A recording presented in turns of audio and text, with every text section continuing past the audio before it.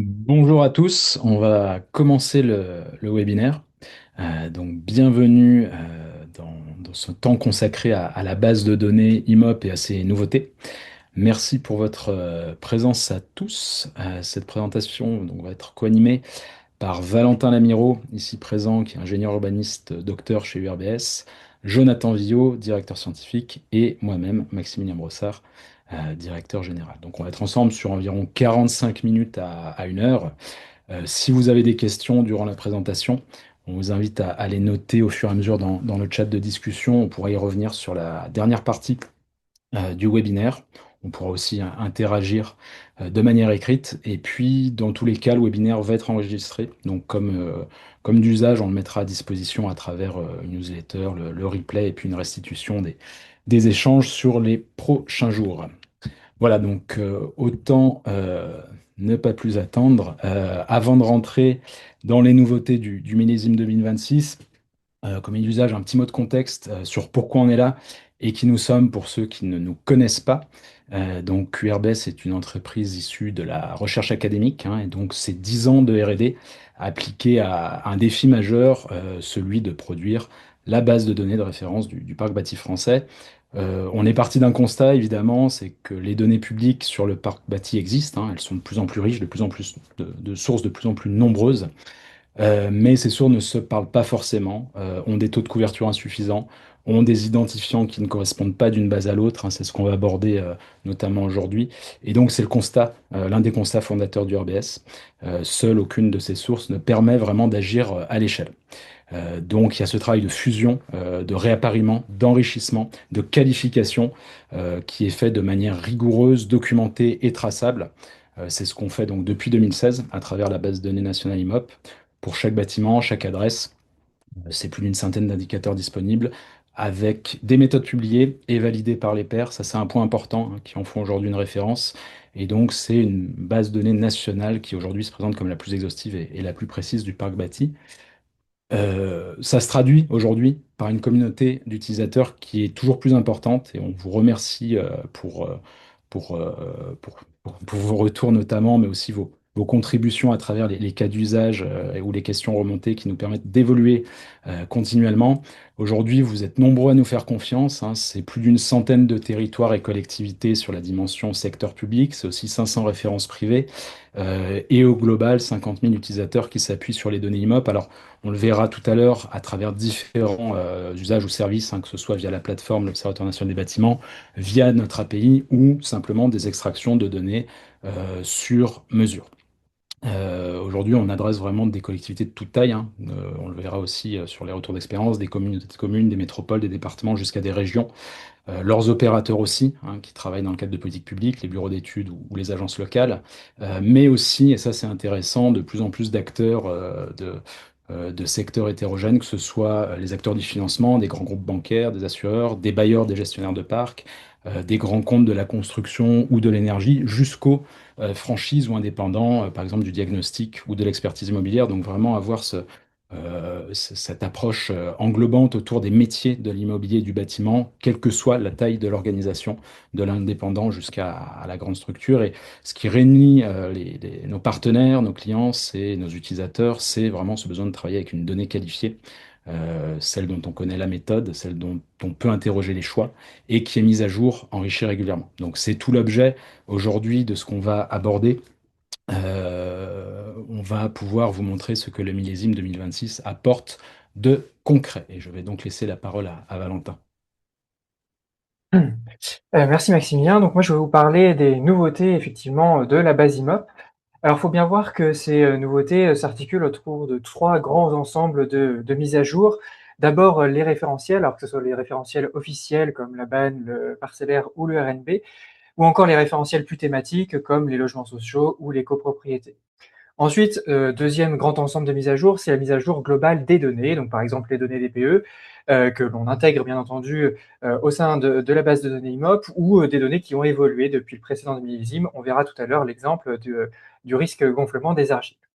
Et enfin, une mise à jour IMOP, c'est aussi une mise à jour des méthodes et des modèles dans lesquels font l'objet d'une amélioration continue et Jonathan vous l'évoquera d'ici quelques instants. Alors, pour rappel, hein, la base de données IMOP, c'est une base de données, multithématique et multi-objets dont la structure est, désormais stabilisée, hein, depuis quelques années maintenant autour d'une table adresse principale et de tables annexes thématiques. C'est ce que vous avez ici sur ce schéma et si vous souhaitez, vous pouvez aller consulter ce schéma, hein, au lien qui est là, qu'on pourra mettre éventuellement aussi, en commentaire. Une mise à jour donc de la base IMOP, en fait, c'est, un maintien finalement de cette structure avec un rafraîchissement des données sources, une consolidation aussi de cette structure avec l'amélioration des appareillements et une évolution en fonction des évolutions aussi des sources et enfin un enrichissement avec l'intégration de nouvelles sources de données ou, périmètres. Alors on va passer en revue un peu les différentes mises à jour et nouveautés et puis moi je vais commencer par tout ce qui est mise à jour un peu structurelle, les référentiels et les données. Alors, comme je l'ai dit tout à l'heure, nous mettons à jour les différents référentiels de la base IMOP, enfin intégrés dans la base IMOP plutôt, et un premier référentiel qui est ici un référentiel désormais officiel et qui commence à bien s'installer, c'est le référentiel national des bâtiments. C'était un référentiel qui était déjà intégré dans le précédent millésime, hein, dans le millésime 2025, mais avec un taux de complétude relativement partiel, hein, c'est ce que vous avez ici à l'écran. On avait 60% des adresses et 74% des adresses avec logement d'habitation qui possédaient un référentiel, enfin un RNB ID.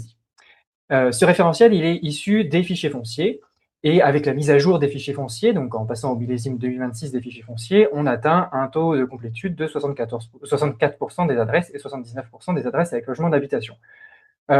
Nous, on considérait que ce n'était pas suffisant et donc on a cherché à améliorer ce taux de complétude.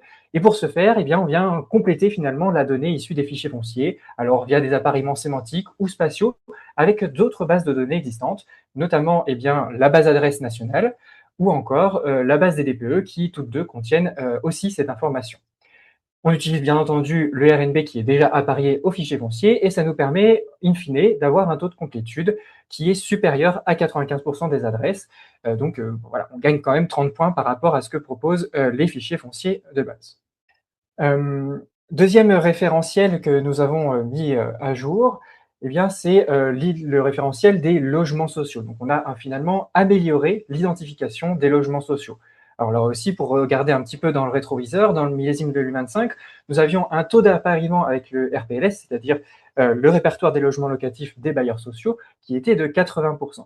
Grâce à l'amélioration hein, de nos techniques d'appariement, nous arrivons aujourd'hui à 95% d'appariement avec le RPL. On a aussi amélioré la méthode d'identification à partir des fichiers fonciers, hein, puisque le RPLS est assez partiel, et donc pour aller un peu plus loin et avoir une meilleure qualité finalement d'identification des logements sociaux, on se base aussi et surtout sur les fichiers fonciers. Alors comment ça fonctionne hein. Ici, on vient chercher, identifier finalement les propriétaires HLM dans les fichiers fonciers. On utilise aussi des dénominations des propriétaires personnes physiques, par exemple quand il est identifié un OPH, ou encore les formes juridiques pour compléter. Et enfin, on vient croiser avec le RPLS pour confirmer ou non la présence de logements sociaux à l'adresse. Alors, quelques statistiques, hein, c'est celles que vous avez ici à l'écran. Hein. Donc aujourd'hui, on repère 5,2 millions de logements sociaux en France métropolitaine. Dans ces logements, on en a 85% qui sont des logements sociaux, qui sont des appartements. 57% sont couverts par un DPE réel de référence. Et au sein de tous ces logements, on a 19% de logements énergivores, c'est-à-dire classés en E, F ou G, contre 30% dans l'ensemble du parc. La troisième référentiel que l'on met à jour, c'est le référentiel des copropriétés. Alors là encore, pour regarder un petit peu rétrospectivement, le registre national des copropriétés 2025, c'était 740 000 copropriétés. Dans la version 2026, on en a 763 000. Jusqu'à présent, nous, on conservait uniquement, on associait ces copropriétés à l'adresse de référence, hein, à l'adresse principale. Et désormais, en fait, chaque copropriété couvre l'ensemble des adresses qui la composent. Et ça se retrouve là aussi dans les statistiques, puisque dans le millésime 2025, on couvrait seulement 597 000 adresses et désormais, on en couvre un peu plus de 936 000. Quelques statistiques importantes sur le parc de copropriété, qui est un objet d'étude qui est assez régulier et qui fait l'objet de beaucoup d'attention. C'est un parc qui est plutôt bien couvert par les DPE réels. Donc 90% des logements en copropriété sont couverts par un DPE réel de référence. Et parmi ces DPE réels de référence, on en a 25% qui sont classés en EFG, donc qui sont des logements énergivores.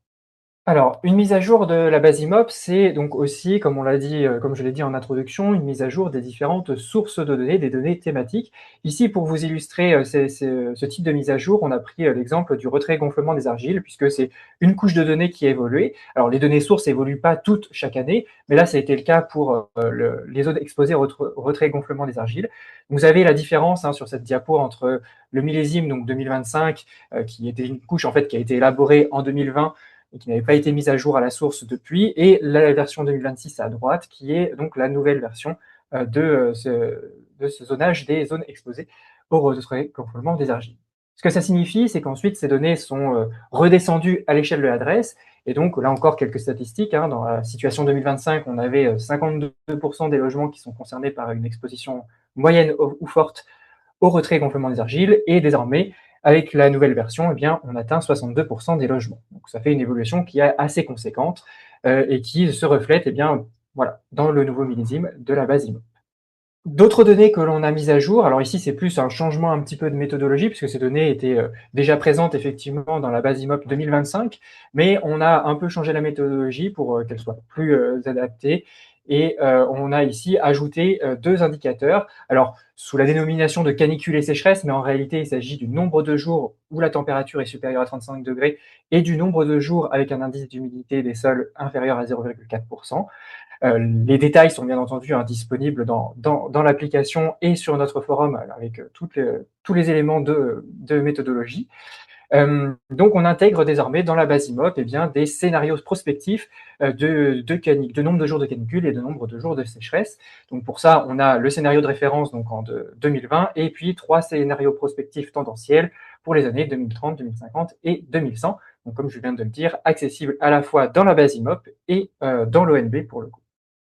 Et dernier exemple pour illustrer ce travail de mise à jour continue que l'on fait, voilà, à l'occasion de chaque mise à jour, de chaque millésime de la base IMOP, c'est ici, la mise à jour des DPE. Alors les DPE sont une source qui évolue presque quotidiennement auprès de l'ADEME. De notre côté, nous réalisons désormais des mises à jour pluriannuelles pour cette source de données-là. Et voilà, quelques statistiques hein, pour illustrer ce que ça signifie entre le millésime 2025 et le millésime 2026, c'est 2 millions de DPE supplémentaires, et c'est surtout une prise en compte des modifications d'étiquettes suite aux évolutions légales. Voilà, on intègre aussi toutes ces modifications à l'occasion de la publication de ce millésime. Alors, ces modifications, hein, c'est l'évolution des DPE des petites surfaces et l'évolution des facteurs de conversion. Ce que ça signifie, c'est que eh bien, derrière, on a 200 000 DPE qui sortent des classes F et G, mais qu'on n'a pas de dégradation des DPE. Donc voilà, ça illustre aussi la mise à jour finalement de cette source de données. Mais plus qu'une mise à jour, chez URBS, on a aussi à cœur de vouloir essayer d'améliorer en continu les données. C'est le petit encart que vous avez à gauche avec en fait une actualisation que l'on effectue sur les identifiants BAN des DPE. Alors, il faut savoir que lorsqu'un DPE est créé, un identifiant BAN lui est généralement attribué à la création, mais la base adresse nationale elle-même évolue au cours du temps.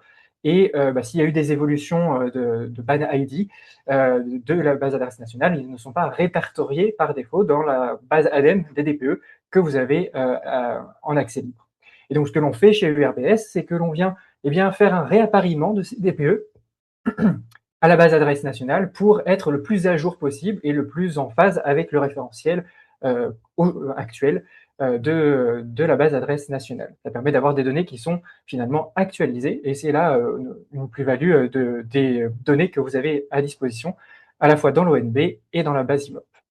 Merci Valentin. Je vais maintenant prendre la main sur les mises à jour qui concernent cette fois-ci les modèles prédictifs. Juste avant de vous parler de nouveautés qui seront aussi réalisées cette fois-ci courant 2026.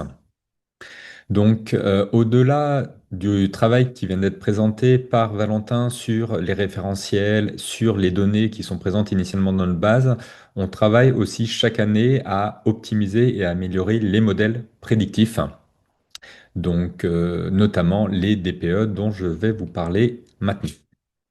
Ce qu'il faut avoir en tête, c'est que nos modèles, en fait, évoluent à la fois intrinsèquement modèle par modèle, mais on travaille aussi à développer des nouvelles méthodes qui vont coupler des modèles afin d'atteindre des niveaux de performance optimales.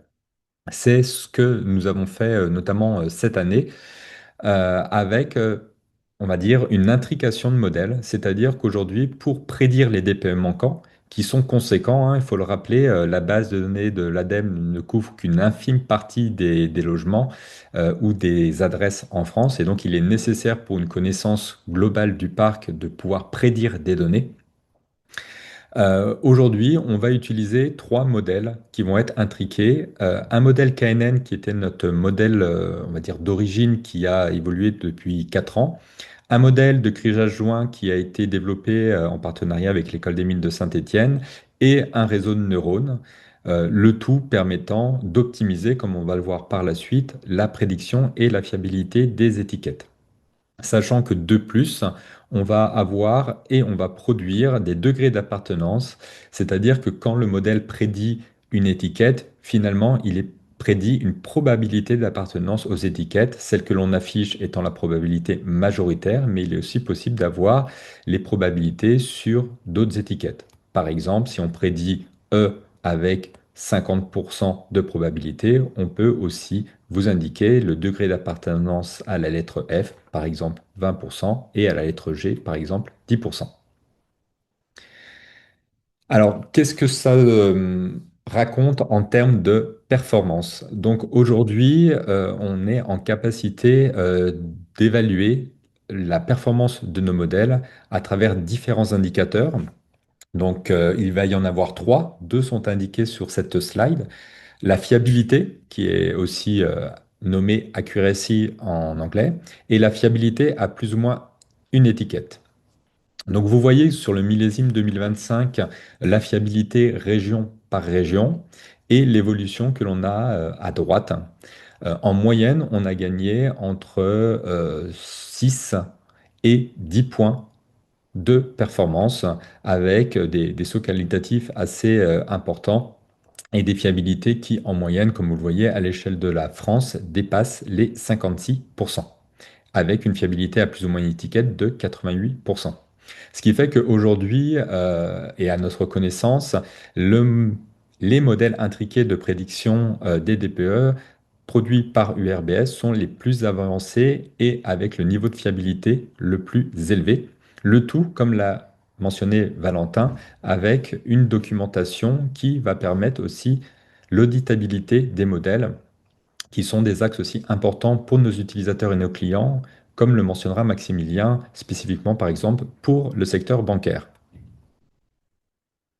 Alors, si on regarde plus en détail une région, vous voyez à gauche eh ben, l'évolution du nom des modèles ou des typologies de modèles. Donc, on était initialement, comme je vous l'ai indiqué, sur un modèle KNN, donc des cas plus proches voisins que l'on a optimisé et qui a fait l'objet après d'ajouts grâce à des nouveaux modèles, de nouvelles méthodes pour arriver au modèle 2026. Et vous voyez sur la région Provence-Alpes-Côte d'Azur l'évolution des niveaux de performance sur l'accuracy et la balance accuracy. Voilà, donc en 2021, un modèle qui était plutôt générique sur étagère, comme on va dire, c'est souvent utilisé, on prend des données, et à partir de 2022, bah, toute la R&D qui a été notamment réalisée en partenariat avec des laboratoires de recherche académiques, via la réalisation d'une thèse de doctorat et qui permet aujourd'hui en fait de rajouter quasiment 13 points par rapport à la version 2021 sur l'accuracy et quasiment 9 points par rapport à l'année 2025. Voilà, donc vraiment un saut qualitatif qui permet d'avoir des résultats qui sont à la fois bons à l'étiquette exacte, mais qui permet aussi de bien prédire les différentes typologies d'étiquettes. Donc ça, c'est un point qui est très très important et qui se retrouve à travers la balance accuracy, c'est que l'on a une grande capacité à prédire les étiquettes, mais aussi les très bonnes étiquettes A et B et F ou G. Et souvent, ça, c'est quelque chose qui n'est pas abordé par d'autres confrères. Globalement, leur modèle se concentre sur l'étiquette D, mais ont du mal à aller chercher les étiquettes passoires ou les étiquettes très bonnes, alors que c'est finalement le cœur de l'objectif, à la fois pour lutter contre les passoires énergétiques, mais aussi pour aller évaluer la performance des politiques de rénovation et notamment la présence d'étiquettes qui sont A, B ou C et qui correspondent aux objectifs de la stratégie nationale bas carbone. Alors, au-delà des étiquettes énergie, des étiquettes DPE, on a d'autres modèles. Donc, l'un d'entre eux, que l'on souhaite aussi aborder durant ce webinaire, est le modèle prix. Donc, il faut savoir qu'aujourd'hui, Etalab met à disposition, à travers la base de données DVF, l'ensemble des transactions immobilières qui ont eu lieu depuis plusieurs années. Mais cette base de données a plusieurs limites. La première d'entre elles, c'est que un bien vendu en 2014 n'a pas son prix actualisé à date. Or, aujourd'hui, quand on s'intéresse au prix du marché, on s'intéresse au prix du marché à la date d'aujourd'hui. Donc, on a développé déjà un modèle qui permet d'actualiser toutes les transactions depuis leur moment de vente avec la constitution de sous-marchés locaux. Donc, on a des centaines de sous-marchés à l'échelle de territoire pour adapter le prix de vente et fournir un prix actualisé. Et au-delà de ça, on va aussi prédire le prix de vente de tout bien, même s'il n'a jamais fait l'objet d'une transaction remontée dans DVF. Et bien entendu, dans cette optique de fiabilisation et d'auditabilité, on va avoir toutes les méthodes qui vont être accessibles à nos partenaires et on va aussi regarder comment on se positionne par rapport à des acteurs qui ont fait référence sur le marché. Donc là, vous voyez le tableau qui présente les données au mètre carré qui intègre à la fois toute l'actualisation des prix des biens vendus plus les prix prédits. Et vous voyez les moyennes obtenues par notre base de données IMOP comparativement à la base de données des notaires, à Meilleur Agent, à seloger.com et à un autre acteur que vous connaissez peut-être qui s'appelle Yanport.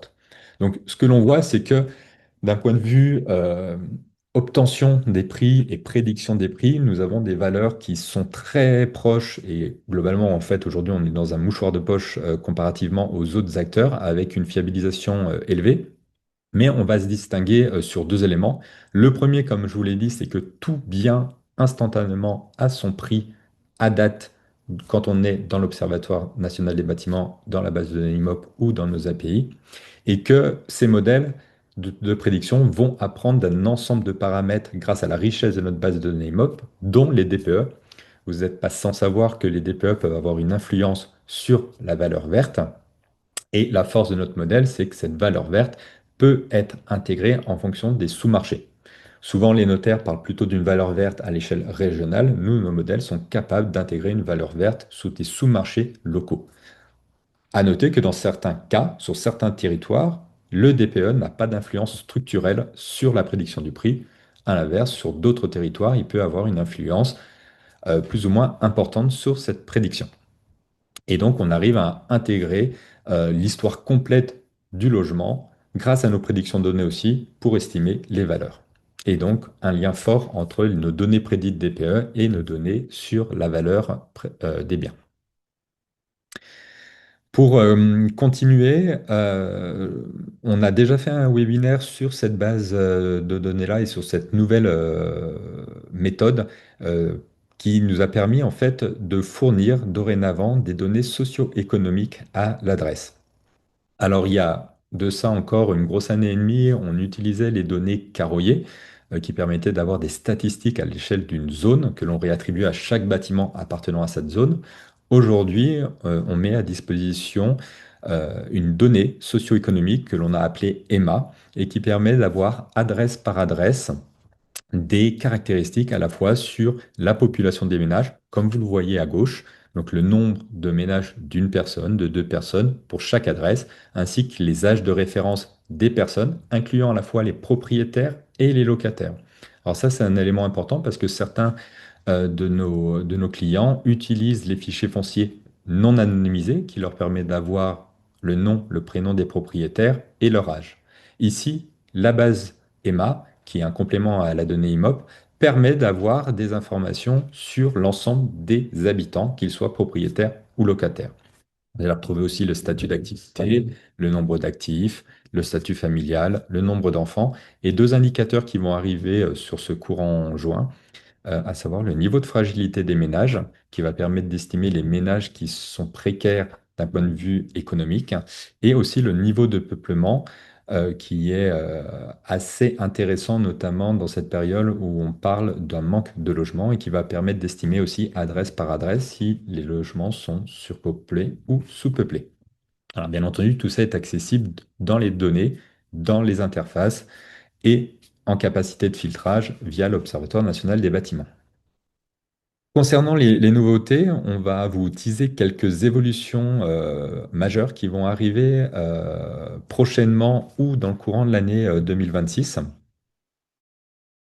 La première d'entre elles étant l'ouverture, en fait, ou on va dire le déploiement de nos techniques et de notre savoir-faire pour constituer une base de données qui va aussi couvrir 5 départements ou territoires d'outre-mer. Donc la Guadeloupe, la Martinique, la Guyane française, la Réunion et Mayotte seront accessibles dans nos différentes bases et dans nos différents outils à partir de fin juin 2026.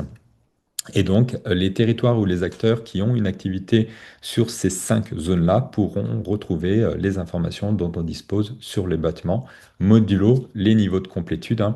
Certaines données sont plus ou moins complètes en fonction des territoires, mais vous aurez accès à IMOP sur ces 5 nouvelles zones.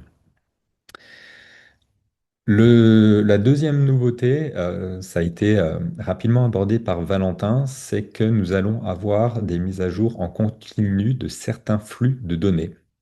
Donc, il faut savoir que la base de données IMOP a une mise à jour structurelle chaque début d'année. Donc, sur mars-avril, on a un retraitement de la totalité des bases de données.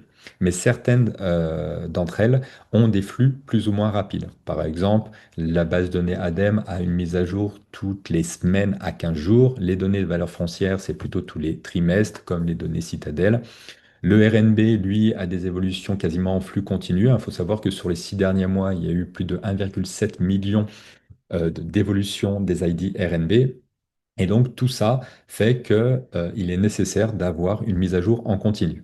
Alors quand on parle de mise à jour, c'est pas juste du drag and drop des données, hein, comme l'a évoqué Valentin, on a des post-traitements pour permettre de fiabiliser les données qui sont issues de ces différentes sources, comme le DPE sur l'adressage, sur le ban ID, etc.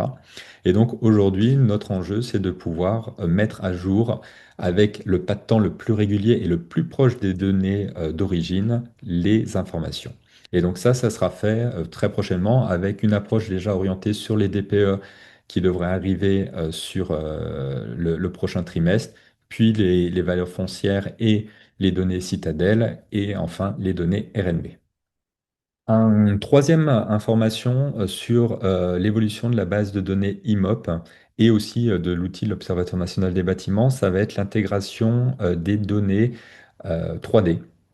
Donc aujourd'hui, on a développé une nouvelle architecture qui permet en fait de représenter l'ensemble des données LIDAR sur les territoires qui ont fait l'objet d'une campagne LIDAR, donc principalement la France métropolitaine, pour permettre de représenter un territoire en 3D, incluant les différents objets sur ce territoire, les bâtiments, qui est notre cœur d'activité, mais aussi tout ce qui va être lié à la végétation et notamment la végétation haute. Donc vous avez une représentation ici sur un territoire d'Auvergne-Rhône-Alpes. Et donc ça va permettre d'aller sur d'autres axes, notamment du jumeau numérique, avec une couverture, encore une fois, nationale, et de permettre d'exporter les modèles 3D avec des formats natifs, complètement plug and play avec différents outils métiers, et donc d'ouvrir cette capacité à intégrer des géométries 3D en LOD 2.2 dans les différents outils qui sont utilisés par nos partenaires et nos clients. Alors, on aura une période d'ouverture et de test que l'on va faire sur la région Auvergne-Rhône-Alpes. Donc, on va communiquer dessus.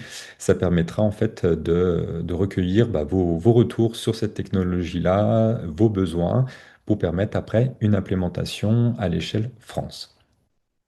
Voilà. Donc maintenant, je vais laisser la parole à Maximilien qui va vous remémorer les 4 modalités qui peuvent être cumulées d'accès aux données et aux informations disponibles chez URBS. Merci Jonathan, et puis ce sera l'occasion aussi de quelques partages de retours d'expérience de cas d'usage. Ce sera bref, mais ce sera donc la dernière partie de ce webinaire avant de passer Autant de questions-réponses. Donc, pour accéder à la base IMOP, un petit rappel, quatre modalités. La première, c'est effectivement la livraison de la base de données. Donc la livraison d'une base de données, ça peut prendre la forme de la livraison d'un format standard géographique de toute la base de données sur un périmètre souhaité. Donc là, notamment dans les deux retours d'expérience à partager, ça peut être un périmètre régional comme ça peut être un périmètre national. Il faut savoir qu'aujourd'hui, on travaille avec un certain nombre d'organisations dont les équipes sont bien staffées, sont bien dimensionnées, hein. Donc, on va travailler avec des collectivités dont les services SIG sont très solides. Quelques exemples, hein, de partenaires, hein, qui sont peut-être d'ailleurs aujourd'hui présents, que ce soit au sein de collectivités comme l'Eurométropole de Strasbourg, Aix-Marseille-Provence, Dijon Métropole, Lille Métropole, pour en citer quelques-uns. Et côté secteur privé, il y a aussi des structures, hein, qui ont des équipes de data scientists en interne, qui sont très structurées. Et pourtant, ces organisations ont choisi de nous déléguer cette mission de la connaissance du parc, non pas parce qu'elles ne savent pas manipuler, hein, les données sources dont on a parlé, mais parce que le rapport qualité-temps et qualité-coût ne suivrait pas forcément. C'est un constat, c'est aussi une question de stratégie. Même les mieux équipés font ce choix, pas par défaut, mais parce qu'ils décident d'investir le temps humain ailleurs, tant les enjeux sont importants. Ça a été présenté, hein, donc en conclusion, c'est vrai que la réalité aujourd'hui, c'est que maintenir une telle base, vous l'avez compris, c'est un travail à plein temps qui mobilise beaucoup de R&D, des méthodes validées scientifiquement. Ça fait l'objet d'une deuxième cas d'usage aussi sur l'importance d'audit de la donnée et d'une veille réglementaire permanente, hein. C'est ce qu'on a vu aussi à travers le DPE cette année, qui est un bon exemple avec l'évolution du réglementaire. Et sur certains sujets, il y a beaucoup de mouvements. Euh, ce sujet et cette confiance qu'on nous donne, ça va autant pour la donnée que pour la plateforme de l'Observatoire national des bâtiments. Ça, c'est aussi un point important. Dernièrement, on a eu par exemple un retour de la région Bourgogne-Franche-Comté sur un point de mi-parcours qui nous a permis vraiment de mesurer concrètement euh, l'intérêt de déployer un référentiel uniforme à l'échelle d'un territoire. On a beaucoup travaillé avec les départements, mais là, on travaille aussi à des échelles régionales. Et ça leur permet, y compris sur des zones mal adressées, de comparer, de prioriser, de cibler. Ça leur a permis, en ayant les données en interne, aussi un croisement qui a fiabilisé leur propre base. Notamment, ils nous ont fait un retour sur les permis de construire. Ils ont pu fiabiliser ces éléments-là. Donc, il y a vraiment un bénéfice qui est décisif. Et sur les cas d'usage, quelques partages, ça leur permet évidemment de cibler les territoires à fort enjeu de rénovation, hein, via notamment des DPE exhaustifs, via les prédictions des DPE. La modélisation aussi de potentiel de friche en croisant différents indicateurs, les DPE, les logements vacants, le bâti indigne, et d'intégrer ces éléments à des observateurs de friche en collaboration avec les agences locales, les agences d'urbain, et puis aussi des retours d'expérience sur le suivi des copropriétés. On a parlé du sujet copropriété. Aujourd'hui, beaucoup d'acteurs qui adressent le sujet copropriété utilisent nos données, nos outils. Là, dans ce cas de figure, ce cas d'usage, ça a permis d'avoir des cartographies notamment et des observatoires de centre-ville pour les villes moyennes. Ça, c'est un premier retour d'expérience. Alors, on nous a remonté aussi un point qui revient souvent au niveau notamment des collectivités, c'est que l'ONB+, territoire, qu'on appelle territoire pour le secteur public, leur fournit aussi un outil lisible pour dialoguer, et ça c'est important, hein, ce sujet de dialogue, de pédagogie, de concertation, avec les élus, avec les partenaires, sans avoir à faire de développement en interne. Et ils apprécient cette plus-value effectivement d'un outil aussi qui vit, qui évolue constamment. C'est pas juste la donnée, hein, c'est aussi un socle complet qui tient à l'échelle d'une organisation et donc même sur un périmètre régional. Le deuxième cas d'usage est assez intéressant. Jonathan l'a un petit peu teasé tout à l'heure, du côté des acteurs privés. Donc l'enjeu est différent, mais tout aussi structurant. Donc on a souhaité prendre un exemple côté des groupes bancaires notamment, où il y a un besoin, il y a des enjeux forts. C'est sur les indicateurs de décarbonation. C'est ce qu'on appelle le Green Asset Ratio, et connaître et suivre le stock d'actifs financés et les nouveaux actifs. Aujourd'hui, il y a un problème, hein, c'est que ce portefeuille et les bilans sont incomplets, hein, c'est pas la donnée qui manque, c'est la donnée qui manque pour avoir cette vision exhaustive de la performance énergétique du parc, et c'est bien là le nœud, et c'est là que nos données permettent de combler ce nœud, hein. C'est des millions de bâtiments qui aujourd'hui étaient sans données et qui, avec les modélisations, vont pouvoir être caractérisés. On a des chiffres sur ce sujet-là, donc c'est vrai qu'on parle beaucoup de passoires thermiques, bouilloires thermiques, mais c'est aussi intéressant de caractériser la dynamique de rénovation et aussi le parc qui est vert. Aujourd'hui, ce qu'on appelle le Green Asset Ratio, ça stagne autour de 3-4% dans les bilans, alors qu'on sait que 30-35% des actifs financés pourraient être qualifiés de verts. Et c'est tout l'intérêt de cette donnée modélisée pour suivre plus précisément ces enjeux avec des données donc fiables, auditables, ce qu'a aussi rappelé Jonathan, qui peuvent donc être présentés aux régulateurs. Donc, pour des acteurs bancaires, de ce secteur réglementaire, c'est aussi essentiel. Euh, En conclusion, on ne peut pas piloter ce qu'on ne mesure pas et c'est aussi ce que l'on permet à travers la base de données IMAP. Une deuxième modalité, alors qui peut ressembler à la première, mais on va dire qui est plutôt sur mesure, c'est de permettre effectivement une extraction sur mesure. Vous n'avez pas toujours besoin de l'intégralité de la base de données, hein, selon vos cas d'usage, selon vos périmètres d'intervention, d'analyse, d'action. Donc parfois il s'agit d'un périmètre précis, qu'il s'agisse d'un périmètre géographique ou d'une cible selon des critères spécifiques. Exemple assez redondant, identifier des copropriétés dans tant de lots qui sont classés en F et G sur tel territoire et appartenant éventuellement à tel syndic ou tel gestionnaire de parc. Ça, c'est permis soit par une extraction sur mesure qui va y répondre en demandant aux équipes de définir périmètre, critères, et on pourra livrer ces données qualifiées. On peut aussi les apparier à votre portefeuille, à votre CRM existant. Et puis, troisième possibilité, c'est de le faire en autonomie via l'Observatoire national des bâtiments, via l'ONB+, qui a un module de ciblage et d'extraction des adresses ciblées correspondant à des critères. Ce qui amène à la troisième modalité que vous connaissez bien, c'est l'Observatoire national des bâtiments. Alors, je vais faire assez bref sur cette slide. On ne va pas faire de démo aujourd'hui. L'ONB+ a connu beaucoup d'évolutions récentes. On a retenu trois. En 2026, on a augmenté les capacités d'export et de performance du filtre multicritère dont je parlais. On a intégré aussi les états des risques et pollutions en marque blanche, notamment pour une communauté de diagnostiqueurs qui mobilisent souvent l'outil. Et puis, bah, on l'a vu, hein, la richesse des données, des thématiques étant toujours croissante, on a aussi facilité le parcours avec des points d'entrée et des raccourcis par thématique. Et très prochainement, ça c'est assez important comme annonce, on aura une version consultable sur mon mobile qui sera vraiment interopérable web app mobile. Donc pour les équipes terrain, les visites à l'adresse, ça va changer concrètement les usages. Sur ce sujet, n'hésitez pas à solliciter une démo, à nous contacter donc sur le mail contact @urbs.fr. Ça sera toujours plus efficace de bien comprendre vos besoins, vos usages pour ensuite vous présenter la plateforme. Le quatrième service qui permet de mobiliser la donnée, eh bien, c'est pour ceux qui veulent intégrer la base IMOP directement dans leurs applicatifs métiers. Ils sont de plus en plus nombreux. L'API va permettre donc un enrichissement quelque part en temps réel des solutions ou des simulateurs. Aujourd'hui, on a ajouté en début d'année, pardon, trois nouveaux points d'entrée. Le référentiel national des bâtiments, les SIRET pour les personnes morales et les matricules de copropriété. Ça veut dire que quelle que soit la clé d'entrée dans votre système, une adresse, un identifiant cadastral, une personne morale, vous pouvez interroger la donnée IMOP. Ça, c'est un point très important. Et l'autre point important, évidemment, et c'est valable pour les solutions précédentes, évidemment, c'est qu'on accompagne cette intégration, on accompagne le déploiement, hein. C'est pas juste des services sur étagère ou, dans le cas de l'API, une clé API, c'est vraiment une expertise aussi à l'interface data métier pour laquelle URBS est disponible pour vos équipes tant techniques que métiers. Pour conclure la présentation de ce jour, une petite slide qui va montrer, c'est assez intéressant, on a fait cet exercice, on travaille avec de plus en plus de métiers, donc c'est que le besoin de la donnée, des données bâtimentaires traverse aujourd'hui un petit peu toute la chaîne, des collectivités aux banques, des bureaux d'études aux mandataires immobiliers, et chacun a son mode d'accès privilégié, son mode principal, et parfois plusieurs modes d'accès. Donc ça, c'est intéressant de voir que c'est pas forcément figé. On voit régulièrement des acteurs d'ailleurs qui commencent par une extraction de données, qui migrent vers l'ONB ou l'API sur mesure, euh, dès lors que leurs usages se développent, ou inversement.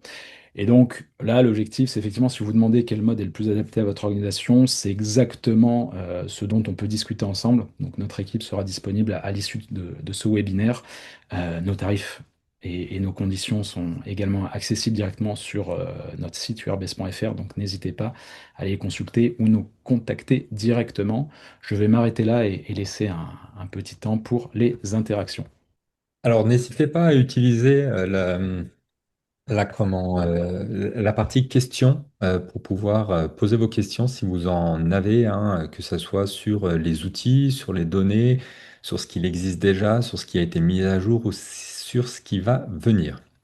Alors, on a déjà plusieurs questions dans le chat. Alors, la première que je vais aborder concerne en fait une question sur la prédiction des modèles sur les DPE et la variabilité des niveaux de prédiction selon les régions. Alors déjà, ce qu'il faut avoir en tête, hein, une petite précision méthodologique, c'est que on va pas prédire la France d'un seul coup. En fait, on va on va faire apprendre nos modèles zone par zone et plus exactement région par région. Et donc, ces régions vont faire l'objet d'une analyse des niveaux de performance qui a été représentée tout à l'heure sur le graphique et sur la carte que je vous ai indiquée.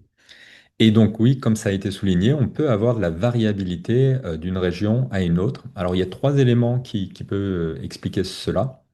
Le premier, c'est la diversité des typologies de bâtis, hein. Il y a globalement des zones un peu plus homogènes que d'autres avec des typologies de territoires différents. On va avoir des zones beaucoup plus concentrées sur des zones et des territoires plutôt homogènes, par exemple le bassin parisien, là où certains territoires comme Auvergne-Rhône-Alpes vont aussi mixer des typologies constructives très variées entre la zone d'Auvergne, les Alpes, le bassin lyonnais, ainsi que des niveaux d'altitude différents. Donc on va déjà avoir une raison à cette variabilité qui est la diversité des typologies de bâtis.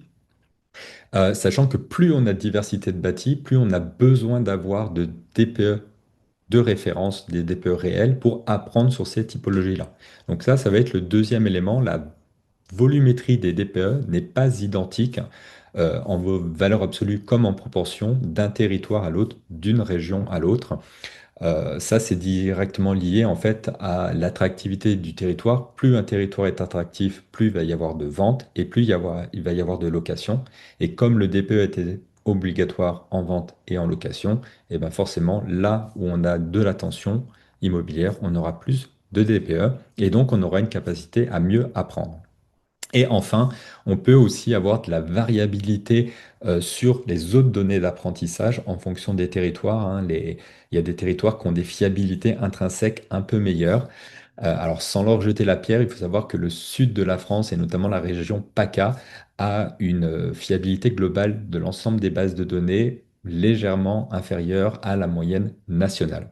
C'est d'ailleurs pour ça qu'on vous a montré cet exemple-là, parce que notre objectif, c'était de tirer au maximum ces territoires qui initialement avaient des fiabilités plutôt basses, à essayer de les ramener vers la moyenne. Et c'est aujourd'hui quelque chose qui est possible. Donc on constate encore un écart, mais entre le meilleur et le moins bon, la différence est de plus en plus ténue. Donc ça, c'est sur la première question. On a une deuxième question sur l'ONB+, et la possibilité de choisir différents scénarios climatiques sur une adresse. Donc, pour accéder aux données de la DRIAS, donc les données sur l'évolution de la sécheresse des sols et du nombre de jours au-dessus de 35 degrés, ce sont les données d'un des scénarios de la DRIAS. Et donc ça, vous pouvez y avoir accès sur la partie tableau de bord d'une adresse. Donc quand vous allez sur une adresse et que vous affichez le tableau de bord, vous allez avoir un onglet risque. Cet onglet risque va présenter des données sur les risques naturels et technologiques. Donc, notamment, si vous appuyez sur afficher les risques, ça va aller chercher les API du BRGM, de l'IGN, etc., pour afficher tout ce qui va être le retrait gonflement des argiles, les inondations, les installations classées pour l'environnement, tout ce qui va être les plans de prévention des risques. Cette partie-là étant les risques aujourd'hui qui servent à l'établissement des états des risques et pollutions qui sont fournis notamment dans le cadre de toute vente ou location aux propriétaires ou aux locataires. Et vous allez avoir un nouvel onglet risques futurs et notamment les deux éléments qu'on a indiqués avec une jauge qui va vous indiquer le risque et le nombre de jours, par exemple, au-dessus de 35 degrés en 2020, en 2030, en 2050.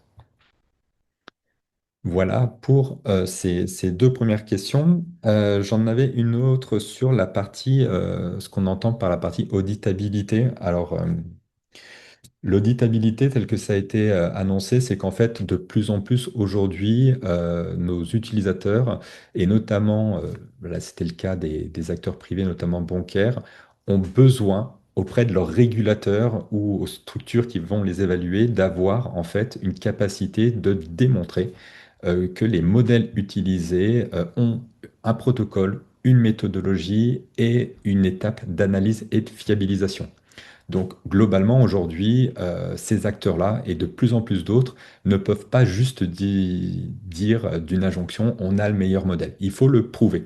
Et donc c'est ça que nous, on propose aujourd'hui aux acteurs, c'est de dire si demain, votre régulateur ou une personne veut auditer nos méthodes, veut auditer nos modèles, veut avoir de la validation et aussi d'avoir et de pouvoir démontrer qu'on a été validé par des tiers, et notamment les pairs scientifiques, nous, on propose ces éléments-là. Ce qui fait que notre modèle est aussi sélectionné au-delà de sa forte qualité, aussi sur cette capacité à démontrer ce que l'on avance. Voilà, donc ça c'est aussi un conseil à tous. Demander à avoir une démonstration réelle, argumentée des fiabilités et des données, notamment si vous êtes soumis à une régulation.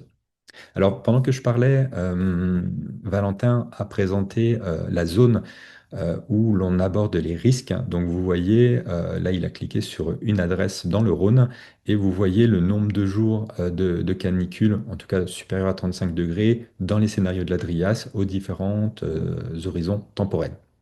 Voilà. Alors, je fais un petit encart. Vu qu'on a eu la première vague de chaleur de l'histoire au mois de mai avec une intensité aussi élevée, c'est des données qui deviennent très intéressantes à coupler notamment avec les données issues de EMA. C'est-à-dire qu'aujourd'hui, vous voulez avoir des informations sur l'inertie du bâtiment, c'est présent dans la base de données IMOP. Vous voulez avoir des informations sur les personnes fragiles, par exemple les familles avec enfants, les personnes âgées, c'est disponible grâce à EMA dans IMOP et dans nos outils. Et vous pouvez aussi le croiser avec des scénarios prospectifs pour voir aussi les zones qui aujourd'hui concentrent le plus de personnes fragiles et qui vont devenir peut-être les plus tendues. Je vois une question qui est voilà, sur la question de la fiabilité des bases de données, les données fiscales qui sont questionnées sur la fiabilité, les écarts sur le LOVAC. Les données citadelles. Donc oui, en effet, hein, c'est un des points structurants, notamment sur aussi le constat que l'on vous avait énoncé, c'est qu'en fait, les bases sources initialement ont des lacunes. Et donc tout l'objectif de URBS, c'est déjà de faire de la pédagogie pour présenter les forces, les modalités d'obtention de ces données-là et des indicateurs, comment la DGFiP et le CEREMA obtiennent les données. Il y a du déclaratif. Un des exemples, c'était les années de construction qui ont fait l'objet d'une déclaration, notamment dans les années 70, mais qui de plus en plus et maintenant quasi exclusivement sont issus des remontées sur les déclarations de vente. Donc, on va aussi afficher ces informations de fiabilité qui sont accessibles. Valentin peut le montrer. Chaque donnée a un indicateur de fiabilité et on va reprendre dans notre forum toutes les explications. Voilà. Alors, les bases de données s'améliorent hein, à chaque fois, à chaque itération. De plus en plus, côté URBS, on va aller nous travailler, maintenant qu'on a globalement fait le tour des données nationales, vers des données plutôt propriétaires avec nos partenaires ou des données terrain pour pouvoir continuer à indiquer des informations qui ne sont pas disponibles et qui seraient pourtant d'importance dans une action sur le parc bâti, mais aussi pour fiabiliser les informations. Voilà, donc, et aussi sur la partie complétude, au-delà de la fiabilité, certaines bases sont incomplètes. C'est pour ça aussi qu'on a développé des méthodes prédictives pour compléter ces informations. Euh, alors, il y a une autre question sur les étapes. Alors, pour le RNB, je vois, pouvez-vous nous indiquer à quelle étape dépôt de permis de construire, conception, construction, livraison est généré le RNB pour un bâtiment neuf? Alors là, à chaud, je n'ai pas la réponse. Je suis même pas certain qu'il y ait une réponse officielle et enfin pas officielle mais unique, pardon. Euh, D'autant plus qu'aujourd'hui, en plus, il est possible de mettre à jour le RNB directement via les interfaces du référentiel national des bâtiments. Donc, c'est une très très bonne question. On va se renseigner pour apporter, suite à ce webinaire, des éléments. En tout cas, lorsque l'on a participé au groupe de travail Bataidi, qui a fait l'objet aussi, qui est maintenant le référentiel national des bâtiments, il y avait justement la constitution d'un ID au moment où la commune recevait les permis de construire. Et aussi au moment où ils étaient référencés sur le cadastre, parce qu'il faut aussi avoir un objet géographique pour pouvoir lui attribuer un identifiant RNB. Voilà pour les éléments. Et encore une fois, le RNB évolue, c'est-à-dire que le RNB est parti d'une méthode pour pouvoir attribuer à une géométrie qui est notamment la géométrie, enfin une variante de la géométrie de la BD Topo, un identifiant, mais on se rend compte que lorsque l'on va sur le terrain, ce que l'on pensait être deux bâtiments avec une approche généraliste qui a été développée par le RNB s'avère être un seul bâtiment sur le terrain. Donc on a ces évolutions qui ne sont pas, comme on l'a bien indiqué, anecdotiques, hein. 1,7 million de modifications du RNB, c'est quand même assez conséquent et on s'attend à avoir de nombreuses autres évolutions. Hop. Alors, il y avait aussi une question sur la partie mutualisation, ce qui est entendu derrière. Vous l'avez vu pour le territoire de la Bourgogne-Franche-Comté, et on a le même cas pour l'Isère, pour la Loire, pour la Vendée. On travaille avec des structures qui, en fait, commandent la base de données et ou les outils pour les mutualiser au niveau d'un territoire. Donc ça concerne principalement les acteurs publics. Nous, notre objectif, c'est de diffuser la donnée à l'ensemble des acteurs, et notamment les acteurs publics, sauf que, bah, bien entendu, sur les territoires, entre une communauté de communes et une métropole, on va avoir des moyens différents, de manipulation de données, des capacités financières différentes. Et donc, ce que l'on propose aujourd'hui, c'est qu'on ait des agrégateurs, des mutualisateurs au niveau des territoires. Donc, une structure accepte l'achat sur son territoire et, une fois acheté, la diffuse aux différents acteurs des territoires. Donc, par exemple, en Isère, le département de l'Isère a pu commander la base de données IMOP sur l'ensemble du département dont elle dépend, à savoir le département isérois, et met à disposition les données sans frais aux EPCI de son territoire. Voilà, donc cet achat groupé permet après une mutualisation dans les usages. Et au-delà de ça, bah, comme l'a exposé Maximilien, bah, tout ce qui va être lié à la fiabilité, euh, enfin la capacité plutôt à analyser de manière identique une commune de montagne comme une métropole fortement peuplée. Alors j'ai peut-être une dernière question qu'on peut aborder et on sera à l'heure. Il y a une question sur l'évolution du RNB, le meilleur indicateur pour qu'un bâtiment soit caractérisé et d'éviter des pertes de données lors de l'évolution du référentiel. Alors c'est justement ce que l'on est en train de travailler maintenant, euh, notamment avec la réflexion autour de la mise à jour en flux continu. Euh, Quand vous avez un bâtiment, s'il fusionne ou qu'il se divise, il va y avoir la problématique de captation des données, comment les fusionner lorsqu'on est sur des données quanti ou qualitatives, ou peut-être le problème le plus important, comment les séparer lorsqu'on est sur un RNB. Alors, euh, déjà, il faut savoir que le RNB va garder les notions de parentalité ou de lien. Globalement, si vous aviez un RNB qui a été divisé par deux, vous aurez la traçabilité. Et inversement, si vous avez plusieurs RNB qui deviennent un seul, vous aurez aussi cette traçabilité. Donc ça va permettre de le faire. Mais au-delà de ça, et c'est ce que permet la base de données IMOP, c'est toutes les relations sur les différents objets. Euh, Comme ça a été évoqué, on va pouvoir et avoir la capacité de relier un identifiant BAN, une adresse, une parcelle avec le RNB et inversement, comme avec les identifiants RPLS, les identifiants des copropriétés. Et ce qui fait qu'on a toujours cette capacité, nous, en interne, si jamais il y a des fusions ou des splits, à recalculer tous les indicateurs en fonction des autres objets que l'on connaît et que l'on produit.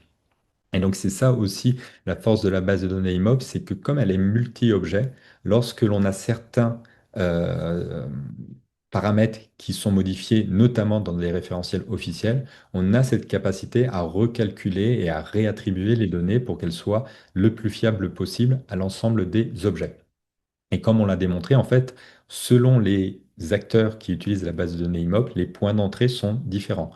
La base de données sur plutôt une approche bâtimentaire va être très intéressante pour ceux qui s'intéressent par exemple à la thermique du bâtiment, où ils ont besoin d'avoir un objet bâtiment au sens plutôt enveloppe, et donc là le RNB va être intéressant. De rencontres des habitants vont plutôt avoir. Ceux qui s'intéressent aux copropriétés vont souhaiter voir un programme qui est une notion au sein de la propriété ou des bailleurs sociaux, donc vont vouloir rentrer par un autre axe, et ça, la base de l'immeuble le permet. Voilà, je propose de m'arrêter là pour les différentes questions. Celles que l'on n'a pas pu aborder seront, trouveront une réponse dans les questions-réponses que l'on mettra avec le replay du webinaire. Donc, ce webinaire sera accessible aussi en vidéo prochainement pour le regarder et vous serez notifié des différentes informations. Voilà. Je vais laisser à Maximilien le soin de clôturer cet événement-là et je vous dis à très bientôt pour ma part. Merci Jonathan. Alors, j'ai juste vu une dernière question passer, j'en profite sur la prédiction des prix de vente. Est-ce que c'est à l'adresse ou aux échelles quartier et ville? J'en profite parce que le partage d'écran était justement sur cette thématique, donc de rappeler effectivement que tous les indicateurs sont bien à l'échelle de l'adresse, que ce soit les indicateurs prédits comme les indicateurs modélisés à partir de sources réelles. Et ça permet dans la conclusion de montrer aussi, d'illustrer ce que disait Jonathan sur cette approche objet. Donc on a bien pour chaque adresse, c'est intéressant, on a deux bâtiments sur une seule unité foncière et on a cinq adresses. Et on aura bien un niveau de détail pour chaque adresse, qu'il s'agisse de données modélisées s'il n'y a pas eu de transaction. Et quand il y a des transactions, on le voit ici, on a bien le détail pour chaque adresse. Donc ça, c'est un point important. Chaque indicateur à l'échelle de l'adresse, ce sera le mot de conclusion. Ça va permettre ce niveau de détail infra-bâtimentaire. Puis après, dans des règles d'agrégation, des entrées à la copro, des entrées au bâtiment, on peut retrouver du coup l'ensemble des données représentatives du bâtiment. Voilà, bah, il me reste effectivement plus qu'à conclure. Vous aurez, si vous êtes inscrit à ce webinaire, puis nous le communiquerons auprès de toute la communauté à travers la newsletter, un replay et une restitution des échanges et du temps de questions-réponses. On vous donne rendez-vous pour un prochain webinaire dont on fera une communication prochainement, sans doute un petit peu avant l'été. D'ici là, bah, n'hésitez pas non plus à nous contacter sur contact@urbs.fr ou en naviguant sur notre site si vous souhaitez avancer avec nos données et outils. Voilà, nous vous remercions et à très bientôt. Au revoir.